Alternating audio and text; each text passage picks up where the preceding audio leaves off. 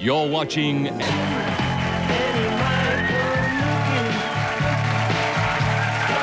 we're back. Now, ladies and gentlemen, Paul McCartney has a brand new CD out. It's called Flaming Pie. It's a great CD. There's some amazing songs. And I had the rare opportunity last week to go to London and talk to the man himself. And he said we could talk about the CD and anything else that came up. Ladies and gentlemen, here's my little chat with Paul McCartney. I'm the man on the flaming pie. Stick my tongue out and lick my nose. Go ahead, have a vision. I'm the man on the flaming pie. Ow! On this album alone, I mean, you're famous for it, but you're playing bass, you're playing guitar, you're playing drums, you're playing harmonium. Is there an instrument that you've tried you just couldn't tackle? Yeah, there are many of them, yeah. Seriously, it's the blowing instruments I'm no good at. You can't do the blowing? The blowing thing That's the technical term for them. That is what they're technically known in the orchestral world, the symphonic world, as I am entering into. I did actually start off on trumpet. My dad gave me a trumpet when I was about 14, and I eventually traded it in for a guitar. Yeah. You just asking him first, saying, do you mind? And he said, I don't mind. No, I couldn't sing with it in my mouth. I heard your Let It Be on tuba just never sold as well. It just was not a big seller. I was noticing that you wrote a lot of these songs on holiday. When you go on vacation, you write songs. For your family, do they ever get annoyed that they say, Dad, let's go water ski? And you think, water ski, that rhymes with... Water ski. And you start writing a song about water skiing, which ends the album and is very good, by the way. My kids are very supportive, you know, they know, ever since they've been little, there's been this guy in the corner of the room going, water ski, water ski. And so they're used to me now. So they don't mind. Right. They normally don't mind. And your son... Sometimes they want to watch something on TV, at which point I will be told to stop. That's a little strange. Paul McCartney sits down... It's my TV. ...and is writing a song. It's your TV. I'm paying for this by songwriting. It doesn't cut any ice or water or whatever. They don't care. They say, Paul McCartney, stop playing the guitar. We're trying to watch... No, they say, Dad. Dad. Stop it. You should make them call you by your full name. I've said, look, I am Sir Paul McCartney, on your knees, so if they beseech you in the name of the royal liege, this television might be... They don't go for it. Right now, you could be writing a great song, except I am. Except you have to... Oh, right now? I am right now. Does it involve me in any way? No, just a second. Okay, there it is, finished. Really? Yeah. Can I, come on, just have half the credit, because I was here? No. You didn't even know I was writing it. I could see in your eyes that a song was being written, so I think I should get some credit. Just 20%. It's all there. I cannot reveal it just yet. But give me 2 more minutes and it'll be finished. Okay. My people are going to sue you. Michelle. Yeah.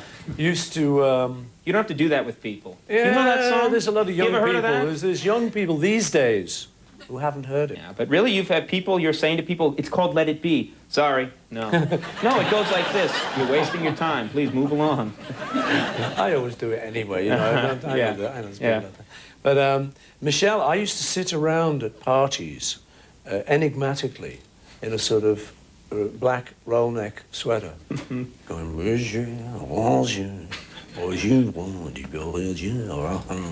and hoping they would think I was a French person and would want me to go to bed with them. This worked with women? No. It never worked. That was the problem. There's a smelly French person. I don't like the song either. But many, many years later, and this is the true bit, John did say, you remember that smelly French song that you used to do to pretend that you... He said, that wasn't bad. He said, you should write some good words to that. Right. So I did. You seem like such a nice guy. You seem like, you know, you're a responsible guy. Did you ever, as a rock star, feel at all tempted to trash a hotel room? I did once knock some scrambled egg off a plate.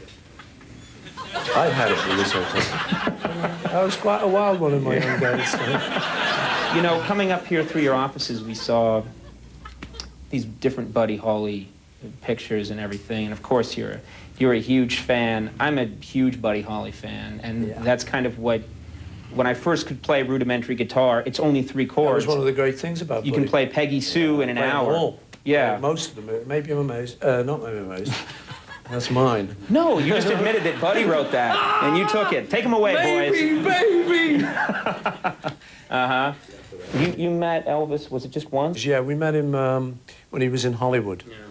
And the trouble with the anthology was we all had different memories of it, because it is so long ago. And, you know, time does things to those old memories. So Ringo remembered him never standing during the whole evening. That was Ringo's key memory. Mine was of him meeting us at the door. So there was the anthology. That's right. George said you were at an amusement park. You were all on a merry-go-round. You can't get a straight story. It was a bit here. like that, yeah. But it was wonderful to meet him, because he was such a hero to us. And I mean, actually meeting... I mean, I see people do it with me, or would do it with the Beatles, you know, wow, you know, I grew up on your music. Well, we grew up on Elvis's music. So he was great. And he was at a great point in his life, I think, too. He was still all there. The Las Vegas drug doctor had not come to see him. Right. Oh, now that is, you know, allegedly, of course. I do not know that this happened. I understand there is an allegation that this kind of thing happened later in Elvis's life. I'm not...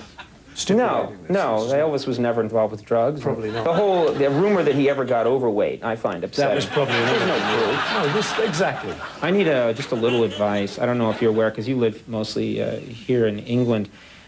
My show is wildly popular in the United States, one of the most popular shows in the history of television. Yeah. And I'm experiencing something right now that's a Conan mania, for lack of a better term. People would just, occasionally when I leave a hotel room or when I get out of my apartment in the morning, someone might recognize... No, nothing. Am I boring you? No, really. Sorry, no.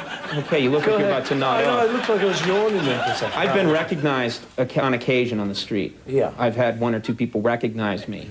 And occasionally, people have even approached me to say, hi, your show isn't that bad.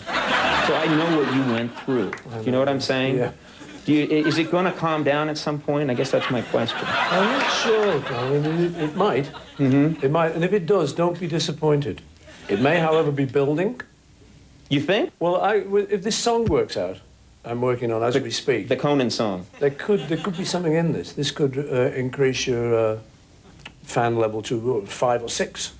Could I just have one of these before I go? You've got all these platinum and gold albums, and I thought if I could just leave with one, it would be proof that I was here. Be okay. You know, the alarms will go off as you go out the door. It's like the Gap here. You leave with something and an alarm goes off. It's exactly like the Gap. That's where I got them. You got these at the Gap? I got these at the Gap. You can get everything there. I think that's it. Well, I'm finished with you, Conan. You finished? I think that's it, love. Now, you have people that are going to escort me out here and kind of toss me out onto the street. They've been briefed already. Okay. Well, so if... I guess I'll never be seeing you again, then. Nobody may be seeing you again. Okay. This may be the end of your series and career. Really? Yeah. But I have written the song now. Conrad's in London. He's a great chap. He's a terrific person, but he's never coming back.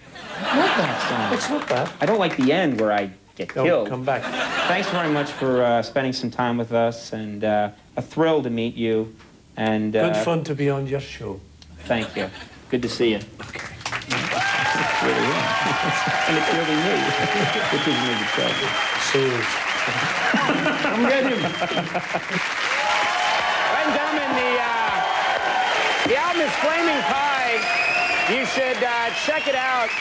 And we also want to say our thanks to Sir Paul McCartney for meeting with us, something he did not have to do, obviously. And as you saw there, he was an incredibly nice and an extremely funny guy. And it was a real pleasure talking to him. Paul McCartney, the album is Flaming Pie. We'll be right back with Martin Short. We'll see you in a second. Same and everything.